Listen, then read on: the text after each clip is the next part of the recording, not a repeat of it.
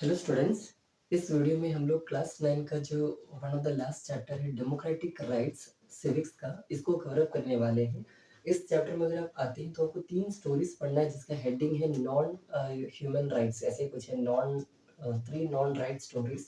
उनमें से पहला स्टोरी का नाम था दैट इज कॉल्ड द ग्वांटानामो बे। वह ग्वांटानामो बे में प्रिजनर्स की एक स्टोरी आपको पढ़ना है। Second, citizens right in Saudi Arabia, आपको इसका स्टोरी पढ़ना है। And the third one is called ethnic massacre in Kosovo. तो ये तीनों स्टोरी को हम लोग इस वीडियो लेक्चर में कवर करने वाले हैं, जो कि अपना वीडियो नंबर 351 होने वाला है।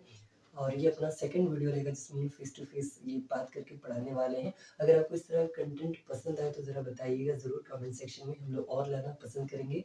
जो टॉपिक या जो अदर चैप्टर्स या कुछ भी अगर आपको जानना हो तो ज़रूर बताइएगा, हम उस पर वीडियोस लाएंगे। ओके, तो चलिए स्टार्ट करते हैं। इस चैप्टर की जो 3 स्टोरीज है जिसमें से सबसे पहला स्टोरी का नाम था ग्वांटानामो बे। इसी पर हम लोग स्टार्ट करते हैं। ग्वांटानामो बे की कहानी जरा जानते हो कि ग्वांटानामो बे। तो देखिए, इसके बारे में अगर जाने तो पहले शॉर्ट में समझ लीजिए। जिस तरह इंडियन हिस्ट्री में जो ताज होटल पर जो अटैक हुआ था 2021 में, 2008 में, जिसको हम लोग 26/11 के नाम से जानते हैं, उसी तरह अमेरिकन हिस्ट्री में वन ऑफ द मोस्ट, या तो it is the most terrified attack, या तो टेररिस्ट अटैक, जो कि सबसे खतरनाक जो घातक अटैक हुआ था अमेरिका पर, वो था आपका 11 सितंबर की अटैक। 11 सितंबर 2001 को अमेरिका में कुछ टेररिस्ट अटैक हुआ था जिसमें बहुत सारे अमेरिकन्स मारे गए थे। और इसी इंसिडेंट के कारण वहाँ पर अमेरिका का जो खुफिया एजेंसी है, जिसको हम लोग कहते हैं ना, सीक्रेट एजेंसियाँ जो होती हैं, उन्होंने अलग अलग कंट्री के, अलग अलग दुनिया के देशों से कुछ कुछ लोगों को गिरफ्तार करना स्टार्ट किया। मतलब उनको जांच पड़ताल करने के लिए। और उनको कहाँ उठा के लेके आया? एक बे है। बे का मतलब क्या होता है पहले ये समझते हैं। देखो, इन टर्म्स ऑफ ज्योग्राफी में देखा जाए, आपने एक वर्ड पढ़ा होगा peninsula. Peninsula, what is called peninsula? देखो, जब एक जमीन, सॉरी, तीनों साइड पानी हो और एक साइड जमीन हो, जैसे कि इंडिया देख लीजिए ना, इंडिया का जो बीच का ये पार्ट है इसको पेनिनसुला कहते हैं। Peninsula Y? बिकॉज यहाँ पर आपका कौन सा सी है? अरेबियन सी। यहाँ पर बे ऑफ बंगाल, एंड यहाँ पर आपका इंडियन ओशन, जब तीन तरफा पानी से घिरा हो और एक तरफा जमीन हो तो इसको हम पेनिनसुला कहते हैं। ओके। एंड इसी तरह इसका ऑपोजिट जरा सोचिए। इसी मैप को अगर आप कंटिन्यू करके आगे बढ़ाते हैं इस तरह, तो यहाँ पे Bay of Bengal, again the term bay.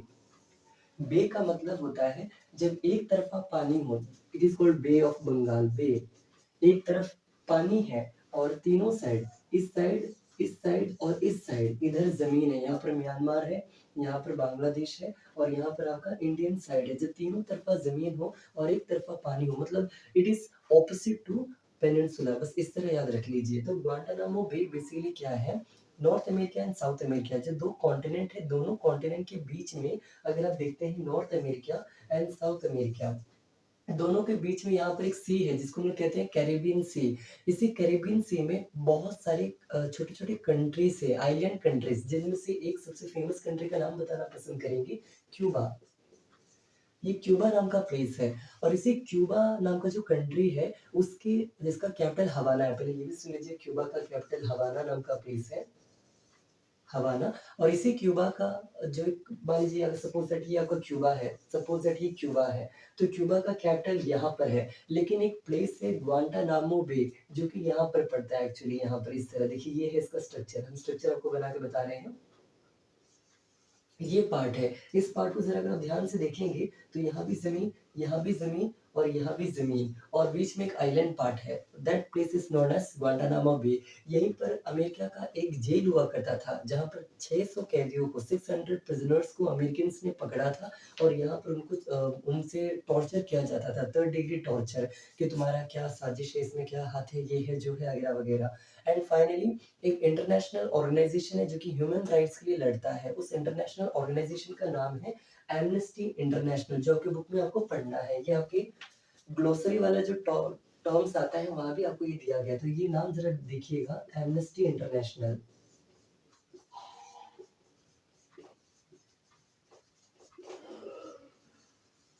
So what is Amnesty International? यहाँ पर लिखे हुए it is basically an international organization which you fight for the rights of the citizens. Human right organization है, ह्यूमन राइट्स ऑर्गेनाइजेशन का नाम है amnesty international. इन्होंने चाहा कि इन्वेस्टिगेट कराएं कि यहाँ पर हो क्या रहा है ग्वांटानामो बे में, बट इन लोग को अधिकार दिया नहीं गया। एंड बहुत साल की लड़ाई के बाद फाइनली जो है ग्वांटानामो बे को हमेशा के लिए शट डाउन कर दिया गया, क्लोज कर दिया गया। बट इवन तो आपने इस कहानी से ये सीखा कि किसी और देश ने किसी और देश के नागरिक को उठा के उनका अधिकार जो है छीन लिया गया। अगर आप एनसीईआरटी पढ़ते हैं, एनसीईआरटी में बेसिकली आपको क्या पढ़ना है, जब ये टॉपिक आप स्टार्ट करोगे, एक अनास नाम का एक लड़का है जो कि अपनी माँ से पूछता है कि फादर जो अभी तक से आए क्यों नहीं, फादर कहाँ गए हैं। और फादर जो कि एमिल या एमिल नाम के कोई फादर है, उनको क्या हुआ है, तो उनको ये अमेरिकन ने उठा लिया है और उनके साथ जो है टॉर्चर किया जा रहा है। तो ये एक ऐसा स्टोरी दिया गया है आपकी बुक के अकॉर्डिंग, ओके। और मोरल ऑफ द स्टोरी हमने आपको समझा दिया। The moral of the story from Guantanamo Bay, it is that a country is taking the rights of a person of other country, किसी और देश के नागरिक का अधिकार कोई और देश का सरकार या लोग छीन रहे हैं। तो ये स्टोरी था आपका पहला story, okay. Now moving towards the second story, जिसका नाम है citizens right in Saudi Arabia. तो इसके बारे में जरा जल्दी से देखते आ जाए। आई होप आपको ये पहला टॉपिक समझ आया, पेनिनसुला क्या होता है, बे क्या होता है, ये है कहाँ पर, किसका पार्ट है, यहाँ पर है लेकिन ये अमेरिकन नेवी के कंट्रोल में, बस ये याद रखिएगा। और एनसीईआरटी के अकॉर्डिंग एनास नाम का एक लड़का है, उसके फादर एमिल नाम की कोई है, उनको पकड़ा गया था। तो यही सब स्टोरी है पहले वाले में। और मोरल ऑफ द स्टोरी जरूर याद रखिएगा, किसी और कंट्री ने किसी और कंट्री के लोगों का अधिकार जो है यहाँ पर छीना था, ओके। सेकंड स्टोरी की ओर बढ़ते हैं, जिसका नाम है citizens right in Saudi Arabia. और इस इंटरनेशनल ऑर्गेनाइजेशन का नाम भी आप लोग याद रख के जाइएगा। चलिए सेकंड स्टोरी को यहाँ पर स्टार्ट करते हैं, जिसका नाम है citizens right in Saudi Arabia. देखो सऊदी अरेबिया में अगर आप पूछेंगे कि सर इसमें पढ़ना क्या है, ओके, तो यहाँ पर आपको 4-5 चीजें पढ़ना है। जैसे कि यहाँ पर किंग का क्या जो भी किंग का क्या क्या कहते हैं इसको, किंग का क्या रोल था या किंग का जो भी उसके पावर्स के बारे में आपको पढ़ना है, किंग के बारे में, कि बस इतना जान लीजिए। सेकंड, यहाँ पर आपको पढ़ना है यहाँ की जुडिशरी के बारे में, आपको जानना है जुडिशरी के बारे में। थर्ड, तीसरा यहाँ का किंग के आपको रिलीजन के बारे में जानना है, रिलीजन का क्या कंडीशन है। फोर्थ, यहाँ पर वुमन का क्या कंडीशन आपको वो जानना है। तो इसी तरह की चीज़ों के बारे में आपको एक-एक करके समझना है, तो चलो एक-एक करके स्टार्ट करते हैं। सबसे पहले अगर आप देखोगे किंग के बारे में, तो किंग सुप्रीम हुआ करता था, सुप्रीम मतलब सबसे पावरफुल। एंड ये हेरेडिटरी पोस्ट हुआ करता था, हेरेडिटरी, ओके। हेरेडिटरी ये क्लास 10 में अगर आप जाओगे, तो वहाँ पर आपको बायोलॉजी में चैप्टर नंबर 3 आएगा, जिसका नाम है हेरेडिटी एंड एवोल्यूशन। वहाँ पर भी आपको ये टर्म पढ़ना है, हेरेडिटी का मतलब क्या होता है।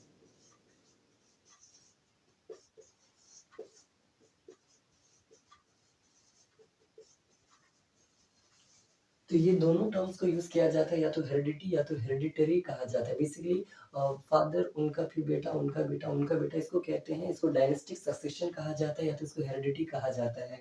तो जो किंग होता था वो सुप्रीम होता है सऊदी अरेबिया में, और वो जो बोले डायनेस्टिक सक्सेशन कहो या हेरिडिटरी होता है, उन्हीं का बेटा, उनका बेटा, उनका बेटा ही राजा बनता है।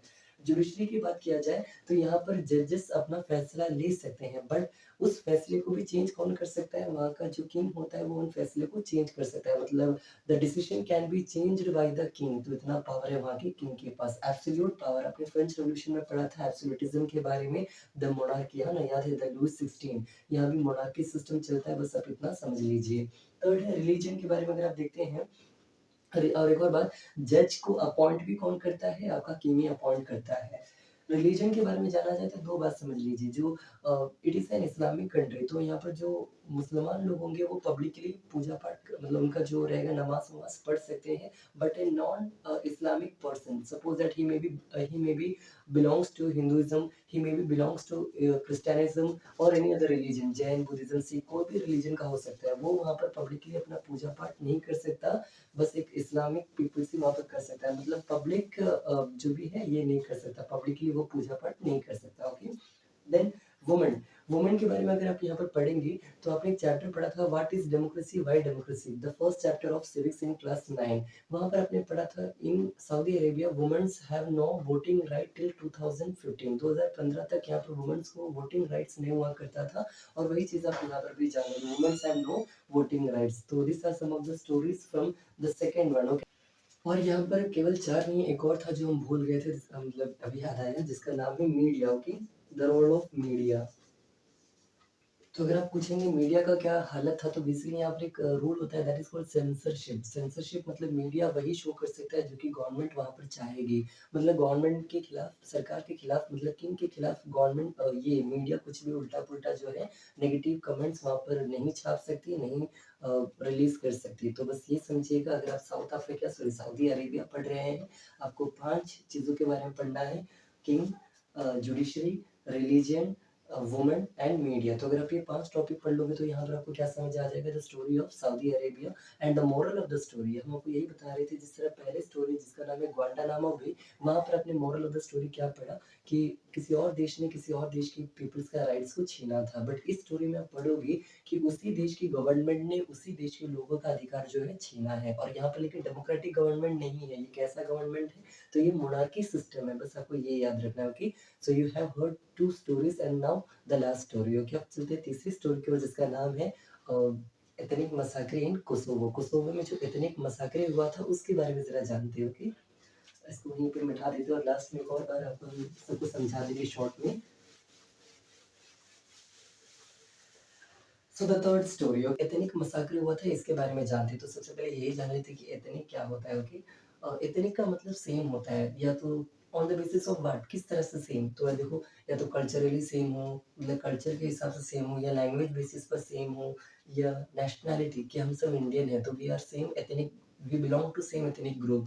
और suppose that we have same community, जैसे कि सब हिंदू हैं, या सब इस्लाम है, ओके?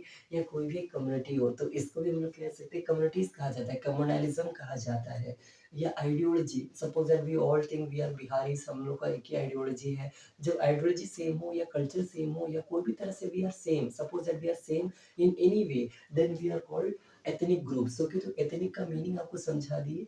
मसाक्रे का मतलब होता है जीनोसाइड। याद कीजिए, क्लास 9 में नाज़िज़्म नाम का चैप्टर आपने पढ़ा था, जिसमें टर्म पढ़े थे जीनोसाइड, या तो हॉलोकॉस्ट भी कहा जाता है, हॉलोकास्ट, है ना? जो कि हिटलर ने करवाया था। तो सेम वही है, जब मास किलिंग होता है, मतलब नरसंहार, बहुत लोगों को एक साथ मारा जाता है, तो उसको जेनोसाइड कहते हैं, या तो मसाक्रे कहते हैं। या तो इंडियन हिस्ट्री में भी आपने पढ़ा होगा, द जालियनवाला बाग मसाक्रे। तो ये वही मसाक्रे है, ओके? वो जालियनवाला बाग वो वाला नहीं, बट मसाक्रे है। देन कहाँ पर हुआ था? तो कोसोवो में। तो अब चलो कोसोवो के बारे में जानते हैं, मतलब स्टोरी नंबर 3 हम लोग पढ़ते हैं। पहला स्टोरी समझा दिए, सेकंड समझा दिए, थर्ड समझाते हैं, और ओवरऑल देन तीनों को एक साथ भी आपको समझा देंगे, ओके? तो लास्ट स्टोरी पे अगर आप आओगे, पढ़ना क्या है?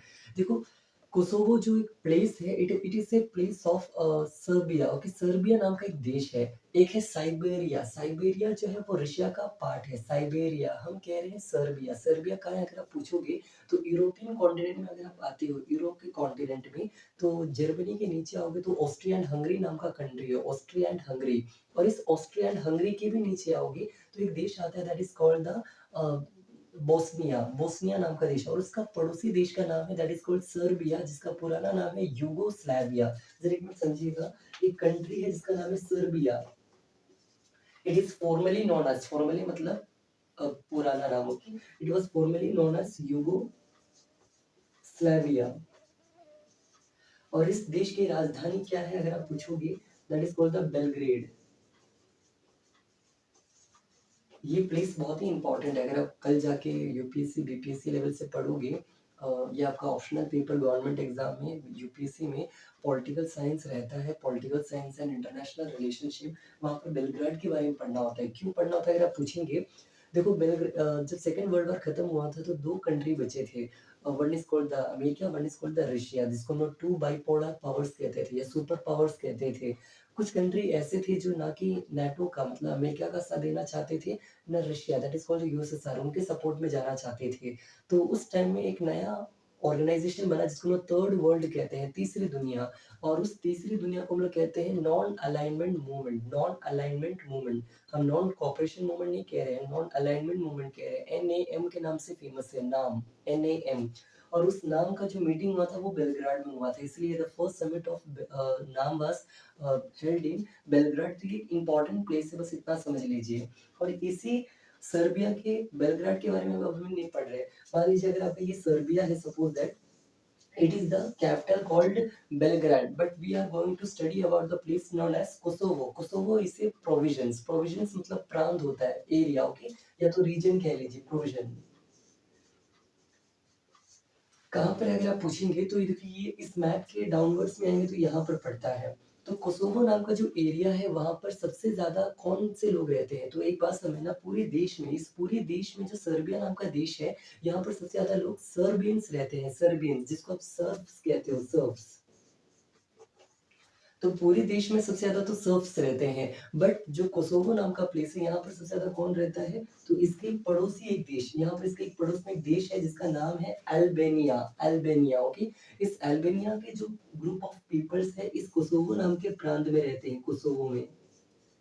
So if I ask you, who were the majority in the country, the majority in the country were of Serbs, but who were in majority in the Kosovo, तो Kosovo में majority कौन थी आपके, बेसिकली द अल्बेनियंस, ओके, कौन थे, अल्बेनियंस। ये ऐसे सवाल को अगर हम आप इससे इनडायरेक्टली पूछ ले कि पूरे देश में, पूरी कोसो ये आपके सर्बिया नाम के कंट्री में माइनॉरिटी कौन थे, पूरे देश में सबसे कम कौन थे, अल्बेनियंस थे, या यहाँ पर ज्यादा कौन थे कोसोवो में, तो अल्बेनियंस ज्यादा थे। हुआ क्या था, इस कोसोवो नाम के प्लेस में एक मतलब पूरे देश में एक नई गवर्नमेंट बनती है, उस गवर्नमेंट का नाम था मिलोशेविक, उस लीडर का नाम था मिलोशेविक, जो कि सर्ब्स के लीडर थे, सर्ब्स वाले मेजोरिटी वालों के लीडर थे, उनका नाम लिख देते हैं जरा, मिलोशेविक।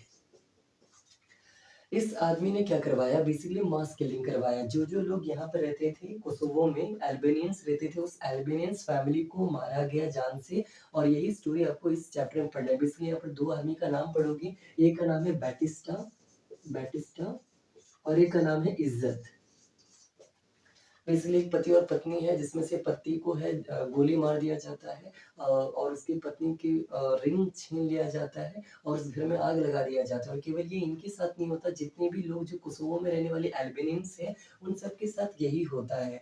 तो ये एक स्टोरी में आपको एक जनरल स्टोरी बताया जाता है कि कैसे कोसोवो नाम के जो प्रोविजंस है वहां पर अल्बेनियंस के साथ मास किलिंग किया जाता है, जो कि एथनिक मसाकर है। मतलब बताइए, कोसोवो में कौन है, एथनिक ग्रुप, सेम ग्रुप, तो आंसर है अल्बेनियंस है, वहाँ के सेम ग्रुप, इन सबको जान से मारा जाता है। And the moral of the story क्या अगर आप पूछोगे, तो इस कहानी से आपने ये सीखा कि वहीं की गवर्नमेंट, जो कि डेमोक्रेटिक गवर्नमेंट है, जरा सोचना, पहले स्टोरी में आपने पढ़ा कि किसी और देश के लोगों ने किसी और देश के लोगों का नागरिक का अधिकार छीना। दूसरी स्टोरी में आपने ये पढ़ा कि बेसिकली वहीं का जो मोनार्की गवर्नमेंट है, किंग रूल, उन्होंने वहां का अधिकार छीना। थर्ड स्टोरी में आपने ये पढ़ा कि डेमोक्रेटिक गवर्नमेंट होने के बावजूद भी उन्होंने क्या किया, वहां के लोगों का अधिकार छीना। तो this is the three stories, या तो ऐसे समझ लीजिए मेजोरिटी वालों ने माइनॉरिटी का अधिकार छीना है। तो ये है तीसरी कहानी का moral the story. I hope आपको तीनों स्टोरी जो है शॉर्ट वे में समझ आया। थ्री नॉन राइट स्टोरीज आपने पढ़ा, जो कि डेमोक्रेटिक राइट्स क्लास 9 की सिविक्स का चैप्टर का था। अगर आपको ये चीज़ समझ आया, अगर आप चाहोगे कि इस तरह का हम और टॉपिक वाइज वीडियो लाएं, तो ज़रूर कमेंट सेक्शन में बताइएगा। हाँ, और एक और सवाल आपके लिए रहेगा, इस वीडियो के बीच में मैंने जो क्यूबा के बारे में पढ़ाया, तो क्यूबा का कैपिटल क्या है आपको बताया था। अगर आपको याद आए तो प्लीज़ कमेंट सेक्शन में उसका आंसर बताइएगा, द कैपिटल ऑफ क्यूबा। तो इस वीडियो को यहीं पर एंड अप करते हैं। अगर आपको वीडियो अच्छा लगा हो तो फ्रेंड के साथ ज़रूर शेयर कीजिएगा। बस इतना ही, और कुछ नहीं। Thank you.